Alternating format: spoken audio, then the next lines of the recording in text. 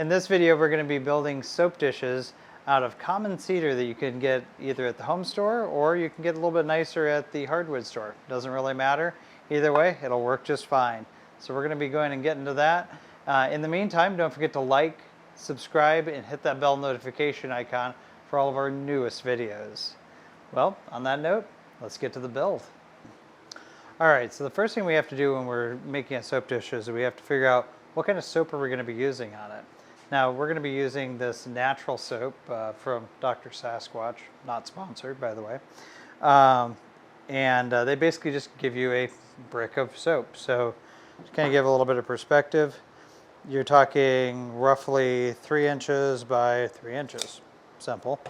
So all we really have to do on this is just add an extra 1/2 inch to it. So we'll take this setup bar here, stick that on the side, and of course, yeah, this is if we didn't actually want to just simply do the math, which is add 1 inch.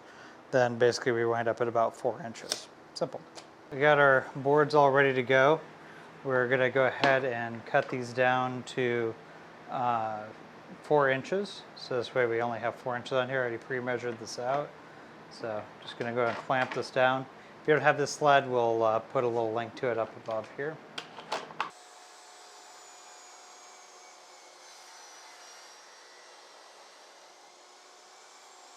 All right, so we've got 4 inches on both of these. So that's our max width. So if we take our soap bar, take a look at it, that's right there. So that's perfect. On the next part, we're going to go ahead and cut this, cross-cut this by 4 inches, and then we can start going ahead and making strips at that point. So let's go and get to that.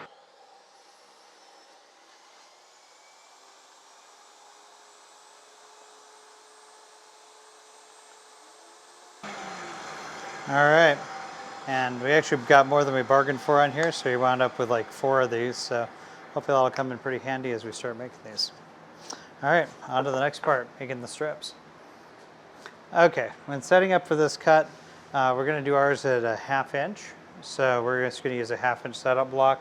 These things are great. I'll leave a little link down in the description down below. They don't really cost all that much, and they're a huge time saver. So this makes it so repeatable cuts become, well, repeatable quite quickly, and everything's the same size this way.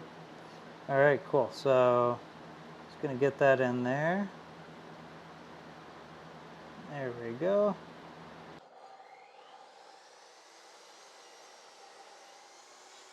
Okay, so now we have our 1/2 inch by 1/2 inch blocks. As you can see, basically you just cut them, turn them, and then cut them, because most stock is going to be like about 3/4. Otherwise, you got to sit over here and play with those guys all day long, and that takes a long time when you can just simply flip it. You do need a sled for this, though. The last part there, one of the pieces actually flew off, fell into the crevice, and broke off. And because the sled was there, of course, it didn't hit me. So that's why it's important to build a sled. So there you go. But anyway, so now we have our ends. So this will be for our 2 soap dishes. So it would kind of be laid out something like that.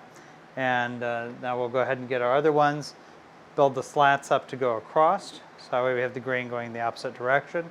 That'll keep it from expanding and contrasting incorrectly and breaking and doing all that fun stuff. But we'll go ahead and do that here next. Okay, and for the inner parts, we're going to be using a 1/4 inch setup block for that. So we're just going to go ahead and put that there. Get ourselves up to the table saw just like before.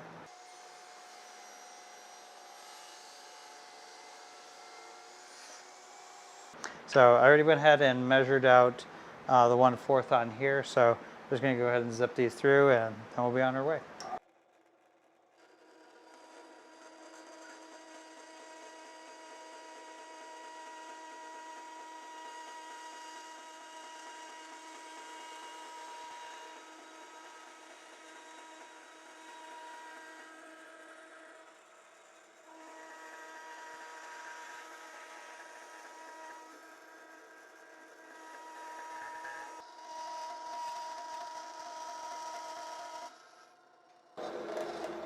All right, cool. So now we got our strips all done. So we'll just do a light sanding on them to kind of correct for the bandsaw marks on here, and glue them on, and we'll be pretty much good to go. So let's go and get to that. Okay, so there's two different ways you can make these little curves or cuts, dados. Number one is if you don't have a dado set, which I'd highly recommend getting, by the way. I'll leave a link to that too. Getting one of these nice flat-topped blades and then just kind of moving along with something like this or with a sled works perfectly fine. In this case, I have a dado set and I've got a bunch of these to do, so we're going to do it from the dado set perspective. But this is the flat-toothed grind blade that you might want to get. So you know, looks like that.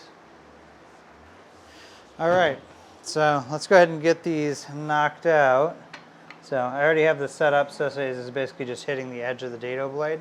That's going to get us ready to go for cutting the outside part, and then we'll just go ahead and move it in about a 1/2 inch each time. So here we go.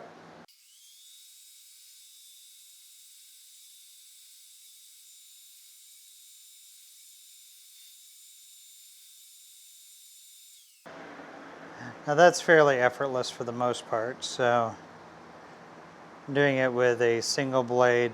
Normally a single blade is going to be about 1/8 of an inch, so you need about 2 passes. But to kind of get this in here,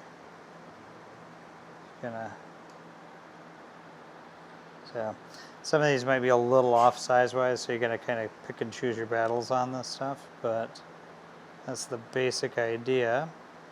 And then let's go ahead and do more dados on here, kind of like how you do like a box joint if you've ever seen that done.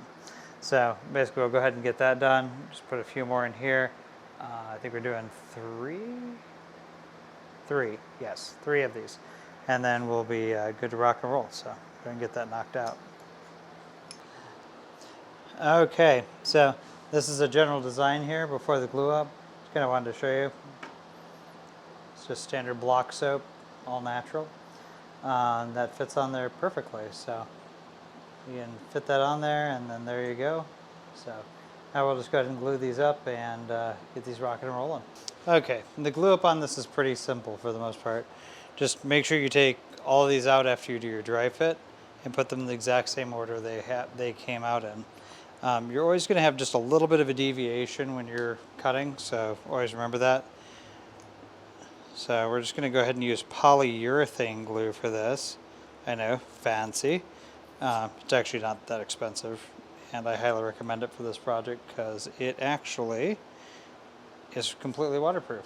So definitely a good idea. As soon as we can get the bottle open, that is. There we go. That's why you always keep sharp objects around in your shop. So just go ahead and throw the lid on and go to town.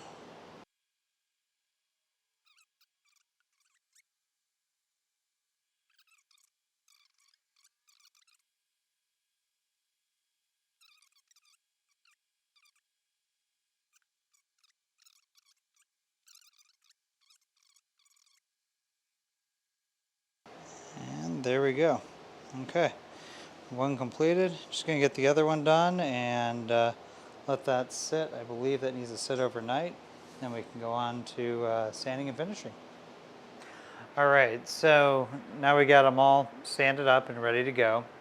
Obviously this is the next day, and everything's looking pretty good on these. So we're gonna go ahead and use something that you shouldn't use as your top coat, but as an underlying coat, it's not bad, which is ultimately sanding sealer, or in essence de-waxed shellac, which is basically what this is. Now, shellac on its own is not good to have water around it. So we're actually gonna be putting lacquer on top of it, which should work very similar to how like a urethane would work, or a spar urethane. So basically we're just trying to kind of get around it that way. This should work fine because lacquer, unlike shellac, is not, or rather is water resistant. So this is just primarily to make sure that the wood's sealed up and make sure all the pores are good to go and stuff like that. Probably a little overkill in all reality, but definitely worth it in the end. Because then you never have to worry about your project creating little weird anomalies when you put your finish on. So use shellac on the bottom of everything. It is your savior. Okay, cool. That's all that is. We'll let that dry for about 20 minutes or so, and then we can start putting on our final finish.